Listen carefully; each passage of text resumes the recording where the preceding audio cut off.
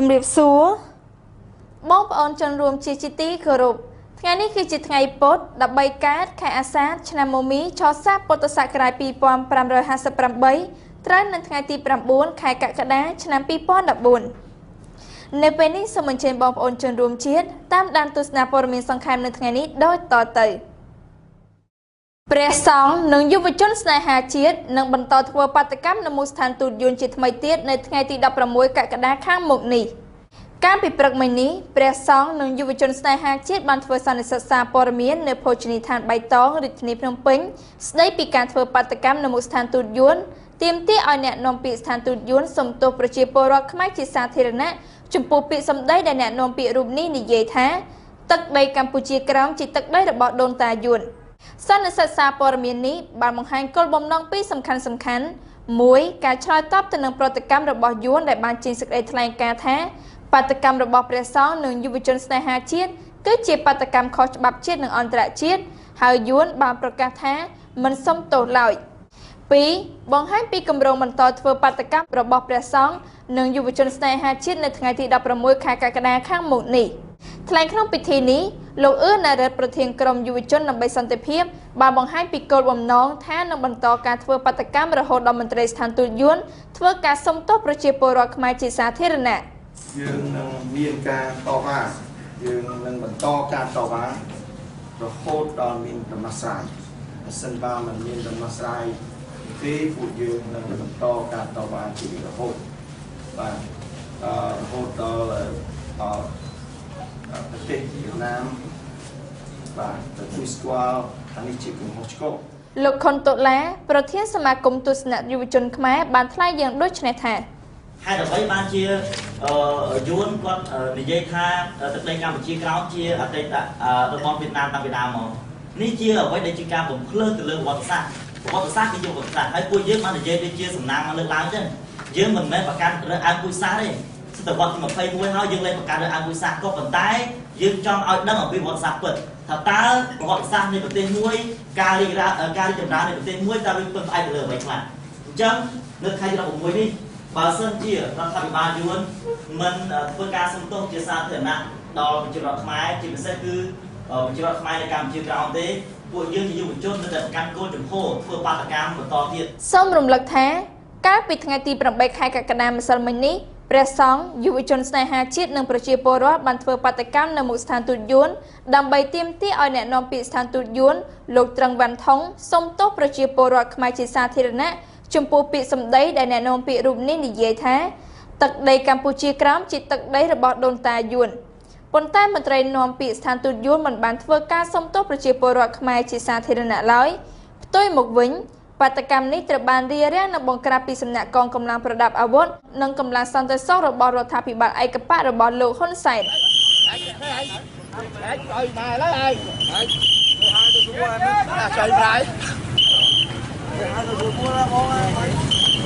យតាមហើយហើយចូលតែទៅថតអញចូលយូរហើយបាយមី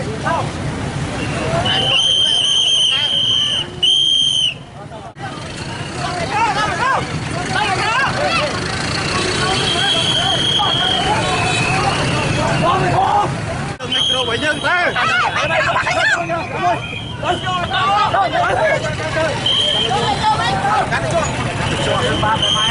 ធ្វើបាបឲ្យយកកំហុសយកមក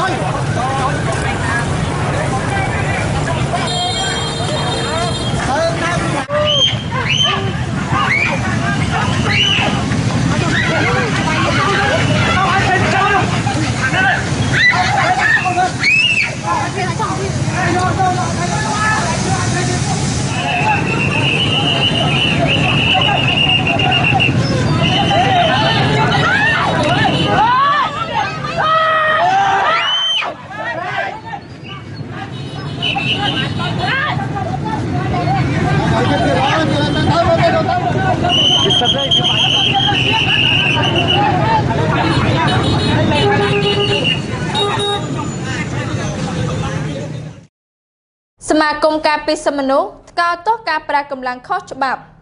លោកអ្នកនាងជាទីមេត្រីតាមការចុះផ្សាយរបស់គេហទំព័រ VOD បានដឹងថាសមាគមការពីសមនុអាត60កោតោះចំពោះការប្រើប្រាស់កម្លាំងខុសច្បាប់ម្ដងហើយម្ដងទៀតដោយអាជ្ញាធររាជធានីភ្នំពេញក្នុងការបង្ក្រាបនិងបំបែកសេរីភាពជួបជុំបញ្ចេញមតិរបស់ប្រជាពលរដ្ឋដែលធានាដោយរដ្ឋធម្មនុញ្ញគេហទំព័ររដែរនេះបានបន្តឲ្យដឹងទៀតថាសេចក្តីថ្លែងការណ៍ថ្កោលទោសនេះធ្វើឡើងនៅថ្ងៃទី8ខែកក្កដាក្រោយពេលដែលអាជ្ញាធរខណ្ឌចំការមនខណ្ឌពោធិ៍សែនជ័យនិងខណ្ឌទួលគោកប្រើប្រាស់កម្លាំងសន្តិសុខខុសច្បាប់ធ្វើការវាយបង្ក្រាបទៅលើក្រុមបាតកោអហិង្សានិងរារាំងមិនឲ្យក្រុមបាតកោដាក់ញត្តិនៅស្ថានទូតវៀតណាមស្របពេលដែលពលរដ្ឋខ្មែរប្រមូលផ្ដុំគ្នាតវ៉ាកាលពីថ្ងៃអង្គារម្សិលមិញសមត្ថកិច្ចចម្រុះប្រដាប់ដោយខែនិងដំបងឆក់ច្រើនរយនាក់បានដេញវាយបំបែកក្រុមបាតកោបណ្ដាលឲ្យរបួសមនុស្សប្រហែល10នាក់ខណៈពួកគេព្យាយាមយកញត្តិដាក់ទៅស្ថានទូតវៀតណាមដើម្បីទាមទារឲ្យអ្នកនាំពាក្យស្ថានទូតនេះសុំទោសជាសាធារណៈអំពីអ្វីដែលអ្នកនាំពាក្យរូបនេះនិយាយជាសាធារណៈថាទឹកដីកម្ពុជាក្រោមជាទឹកដីប្រទេសវៀតណាមតាំងពីដើមមកមិនមែនបានមកពីការកាត់ទឹកដីដោយបារាំងនៅថ្ងៃទី4ខែមិថុនាឆ្នាំ1949នោះទេមេធាវីក្រុមអ្នកច្បាប់ការពារសិទ្ធិកម្ពុជាលោកហុងកុំសួនពន្យល់តាមនីតិវិធីច្បាប់ថាក្រុមសន្តិសុខខណ្ឌដែលបង្ក្រាបក្រុមបាតកោក្រោមការបញ្ជារបស់ថ្នាក់លើគឺខុសច្បាប់ព្រហ្មទណ្ឌដូច្នេះជនរងគ្រោះមានសិទ្ធិប្តឹងទៅតុលាការដែនដីនោះដើម្បីចាត់ការតាមផ្លូវច្បាប់សមាគមអាត60ឲ្យដឹងទៀតថាចាប់ពីដើមឆ្នាំ2014អាជ្ញាធររាជធានីភ្នំពេញក៏ដូចជារាជរដ្ឋាភិបាលកម្ពុជាបានវាយបង្ក្រាបក្រុមបាតកោមិនឲ្យមានការជួបប្រជុំនៅតាមទីសាធារណៈចាប់ពី10នាក់ឡើងទៅជាពិសេសទៅទៀតនោះរាជរដ្ឋាភិបាលកម្ពុជាបានបិទទីលានប្រជាធិបតេយ្យដែលជានិមិត្តរូបនៃសេរីភាពបញ្ចេញមតិមិនឲ្យប្រជាពលរដ្ឋមានសិទ្ធិក្នុងការប្រើប្រាស់សម្រាប់បញ្ចេញមតិដែលបញ្ជាក់ថារដ្ឋាភិបាលកម្ពុជាកំពុងដើរចាកគន្លងប្រជាធិបតេយ្យហើយអ្វីរដ្ឋាភិបាលមិនកោះហៅមន្ត្រីទូតវៀតណាមឲ្យបំភ្លឺករណីទឹកដីកម្ពុជាក្រោមបើយោងតាមបទវិភាគនៃគេហទំព័រ VOD បានចុះផ្សាយថានៅព្រឹកថ្ងៃទី8ខែកក្កដា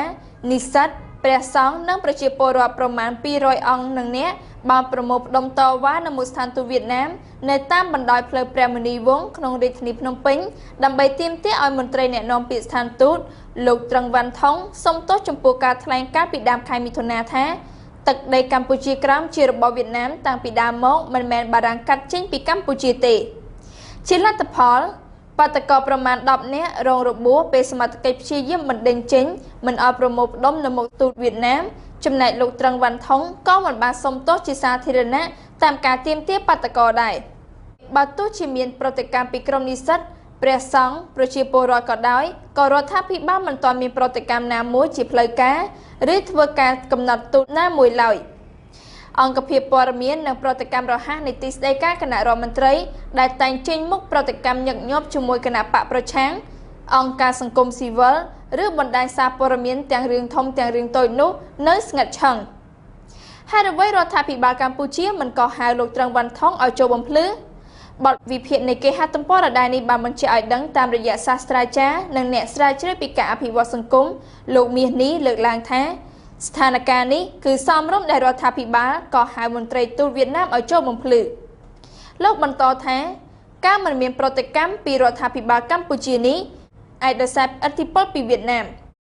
កន្លងមកអង្គភាពប្រតិកម្មរហ័សរបស់រដ្ឋាភិបាលក៏ធ្លាប់ប្រតិកម្មជាមួយរដ្ឋាភិបាលថៃរដ្ឋាភិបាលអាមេរិកនិងរដ្ឋាភិបាលនៅបណ្ដាប្រទេសអឺរ៉ុបជាដើមតែអង្គភាពនេះមិនធ្លាប់ប្រតិកម្មម្ដងសោះលើរដ្ឋអំណាចក្រុងហាណូយបើទោះជាសមាគមខ្មែរក្រោមរាយការណ៍ពីការធ្វើទុកលើពលរដ្ឋខ្មែរនៅលើទឹកដីកម្ពុជាក្រោមក៏ដោយការសុំទោសមិនមែនជារឿងចម្លែកទេប្រសិនបើស្ថាប័នឬបុគ្គលណាមួយផ្សព្វផ្សាយព័ត៌មានខុសនោះនៅតាមបណ្ដាញសារព័ត៌មានក៏មានការផ្សព្វផ្សាយកែតម្រូវដែរប្រសិនបើដឹងខ្លួនថាខុសផ្សាយខុសហើយមិនចង់បំពានការពិតនោះកាលពីឆ្នាំ1993វចនានុក្រមរបស់អង់គ្លេសមួយចុះផ្សាយថាទីក្រុងបាងកកជាកន្លែងសម្បូរទៅដោយស្រីពេទ្យាទីបំផុតអ្នកគ្រប់គ្រងវចនានុក្រមនោះសុំទោសតាមការទាមទាររបស់រដ្ឋាភិបាលក្រុងបាងកកអ្នកវិភាគបញ្ហាសង្គមលោកឡៅម៉ុងហៃបង្ហាញការព្រួយបារម្ភថាបញ្ហាអាចរីករាលដាលឡើងប្រសិនបើរដ្ឋាភិបាលកម្ពុជានៅស្ងៀមមិនចេញមុខដោះស្រាយឲ្យទាន់ពេលនោះ ការតវ៉ារឿងជាតិនិយមតែងតែកើតមានឡើងជាហូរហែនៅដើមខែឧសភាឆ្នាំ2014នេះប្រជាពលរដ្ឋវៀតណាមនៅប៉ែកខាងត្បូងបានធ្វើបាតកម្មប្រឆាំងចិនករណីចិនបានចូលបូមយកប្រេងនៅកោះប៉ារ៉ាសែលដែលបណ្ដាលឲ្យជនជាតិចិន2នាក់ស្លាប់និងប្រមាណ 10000 នាក់ជម្លៀសទៅចិនវិញនិងចូលទឹកដីកម្ពុជាក្រោយការដាក់ប្រាសាទព្រះវិហារជាសម្បត្តិបេតិកភណ្ឌពិភពលោកនៅឆ្នាំ2008ក្រុមអាវលឿងរបស់ថៃក៏ធ្វើបាតកម្មប្រឆាំងកម្ពុជាដែរមួយទៀតនៅឆ្នាំ2003នៅពេលដែលតារាភាពយន្តថៃទាមទារយកប្រាសាទអង្គរវត្តក៏ផ្ទុះហិង្សាដុតស្ថានទូតថៃនៅភ្នំពេញដែរទោះយ៉ាងណាលោកឡៅម៉ុងហៃសង្ឃឹមថាយុវជនសម័យថ្មីដែលមានចំណេះដឹងខ្ពស់មិនប្រើហិង្សាទេបើទោះជាពេលនេះរដ្ឋាភិបាលកម្ពុជាមិនបានបញ្ជាក់ថាសម្ដីរបស់មន្ត្រីអ្នកនាំពាក្យស្ថានទូតវៀតណាមនោះខុសឬត្រូវក៏ដោយតែកន្លងមកលោកនាយករដ្ឋមន្ត្រីហ៊ុនសែនធ្លាប់បញ្ជាក់ថាលោកមិនទាមទារយកទឹកដីកម្ពុជាក្រោមមកវិញទេហើយថាបើអ្នកណាចង់ទាមទារលោកជួយក្តារមឈូសថៃនៅតែចាប់បញ្ជូនពលករខុសច្បាប់ខ្មែរមកវិញលោកអ្នកនាងជាទីមេត្រីតាមការចុះផ្សាយរបស់គេហទំព័រ RFE បានឲ្យដឹងថារហូតពេលនេះពលករខ្មែរខុសច្បាប់នៅតែត្រូវបានបញ្ជូនត្រឡប់មកកាន់កម្ពុជារាប់រយនាក់ក្នុងរយៈពេលមួយថ្ងៃដដែលដោយឡែកអ្នកដែលត្រឡប់ទៅកាន់ប្រទេសថៃវិញក៏មានច្រើនរយនាក់ផងដែរសង្គមស៊ីវិលដែលតាមដានបញ្ហាពលករនៅតាមព្រំដែនកម្ពុជាថៃបានបញ្ជាក់ថាភាគច្រើនពលរដ្ឋខ្មែរឆ្លងដែនជ្រើសរើសវិធីខុសច្បាប់ដដែលគេហទំព័រដដែលនេះបានបន្ថែមឲ្យដឹងទៀតថាការចាប់បញ្ជូនពលករខ្មែរខុសច្បាប់ពីប្រទេសថៃនៅតែបន្តមានឥតដាច់អភិបាលខេត្តបន្ទាយមានជ័យលោកកូសុំសារឿនបានបញ្ជាក់នៅថ្ងៃពុធទី9កក្កដានេះថាយ៉ាងហោចណាស់ក៏មានពលករខ្មែរខុសច្បាប់ប្រមាណ500នាក់ដែរដែលរដ្ឋាភិបាលថៃចាប់បញ្ជូនមកដីកម្ពុជាវិញជារៀងរាល់ថ្ងៃប៉ុន្តែបើតាមលោកសំច័ន្ទគាមន្ត្រីអង្គការអាត60ប្រចាំខេត្តបន្ទាយមានជ័យបានលើកឡើងថាថៃនៅតែបញ្ជូនពលករខ្មែរចន្លោះពី800នាក់ទៅដល់1000នាក់ក្នុងមួយថ្ងៃសូមរំលឹកថាការចាប់បន្តបញ្ជូនពលករខ្មែរខុសច្បាប់នេះគឺធ្វើឡើងតាំងពីដើមខែមិថុនាមកម្ល៉េះក្នុងយុទ្ធនាការបោះសម្អាតពលករខ្មែរខុសច្បាប់ពីទឹកដីថៃយ៉ាងណាក៏ដោយពលករខ្មែរដែលកំពុងស្វែងរកការងារធ្វើប្រមាណជា2ភាគ3គឺកំពុងតែត្រឡប់ទៅកាន់ប្រទេសថៃវិញដើម្បីស្វែងរកការងារជាបន្ត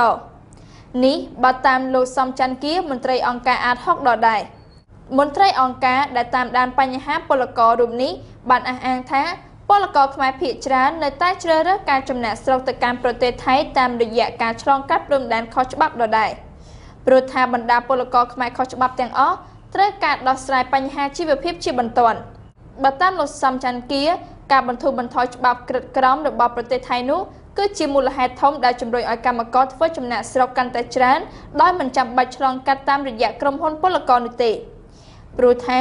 ពលករខ្មែរម្នាក់ដែលបានចូលដល់ទឹកដីថៃហើយគឺត្រូវការតែអត្តសញ្ញាណប័ណ្ណសញ្ជាតិខ្មែរតែប៉ុណ្ណោះនិងទទួលបានប័ណ្ណការងារដែលទទួលស្គាល់ដោយអាជ្ញាធររបស់ប្រទេសថៃមិនតែប៉ុណ្ណោះពលករខ្មែរនឹងមិនត្រូវកាត់ប្រាក់អត្ថប្រយោជន៍ឬត្រូវបានក្រុមហ៊ុនពលករដកហូតលិខិតឆ្លងដែននោះទេសូមបញ្ជាក់ជូនថាក្រោយការត្រឡប់យ៉ាងគំហុករបស់ពលករខ្មែរនៅមិនទាន់មានព័ត៌មានណាមួយដែលរដ្ឋាភិបាលបានបញ្ជាក់ថាមានពលករប៉ុន្មានម៉ឺននាក់ហើយត្រូវបានផ្ដល់ទិដ្ឋាការងារស្របច្បាប់ឬផ្ដល់វគ្គបណ្ដុះបណ្ដាលស្ដីពីអាជីពជំនាញដល់ពលករទាំងជាង250,000នាក់ទេសង្គមស៊ីវិលបញ្ចេញរបាយការណ៍ថារដ្ឋាភិបាលហាក់មិនសូវយកចិត្តទុកដាក់ប្រជាពលរដ្ឋនៅក្រៅប្រទេសបើយោងតាមគេហទំព័រ VOD បានចុះផ្សាយថាមន្ត្រីអង្គការសង្គមស៊ីវិលដែលធ្វើការតាក់ទងសិទ្ធិមនុស្សលើកឡើងថារដ្ឋាភិបាលកម្ពុជាបច្ចុប្បន្នហាក់មិនសូវយកចិត្តទុកដាក់ចំពោះទុក្ខលំបាករបស់ប្រជាពលរដ្ឋខ្មែរដែលកំពុងរស់នៅក្រៅប្រទេសនោះទេគេហទំព័រដដែលនេះបានបន្ថែមឲ្យដឹងទៀតថាការលើកឡើងរបស់មន្ត្រីអង្គការសង្គមស៊ីវិលនេះស្របពេលដែលមានការតវ៉ារបស់តំណាងប្រជាជនខ្មែរកម្ពុជាក្រោមប្រឆាំងរដ្ឋាភិបាលវៀតណាមករណីរំលោភសិទ្ធិមនុស្សហេតុការណ៍យោធាថៃបញ្ជូនពលករកម្ពុជាយ៉ាងគំហុកនិងបញ្ហារំលោភបំពានពលករខ្មែរធ្វើការនៅតាមផ្ទះនៅប្រទេសម៉ាឡេស៊ីជាដើមប្រធានកម្មវិធីសិទ្ធិការងារនៃមជ្ឈមណ្ឌលអប់រំច្បាប់សម្រាប់សហគមន៍លោកមឿនតូឡាលើកឡើងថារដ្ឋាភិបាលបានជួយតិចតួចដល់ប្រជាពលរដ្ឋខ្មែរដែលកំពុងបំពេញការងារនៅក្រៅប្រទេសដូចនៅថៃនិងនៅម៉ាឡេស៊ីជាដើមរបាយការណ៍មជ្ឈមណ្ឌលអប់រំច្បាប់សម្រាប់សហគមន៍បានឲ្យដឹងថាព ពលករខ្មែរនៅក្រៅប្រទេសមានប្រមាណ 1 លាននាក់ដែលក្នុងនោះមាននៅថៃ 70,000 នាក់ 50,000 នាក់នៅម៉ាឡេស៊ីហើយមួយចំនួនទៀតមាននៅកូរ៉េខាងត្បូង អាហ្វ្រិកកណ្ដាល ចិន និងឥណ្ឌូនេស៊ីជាដើម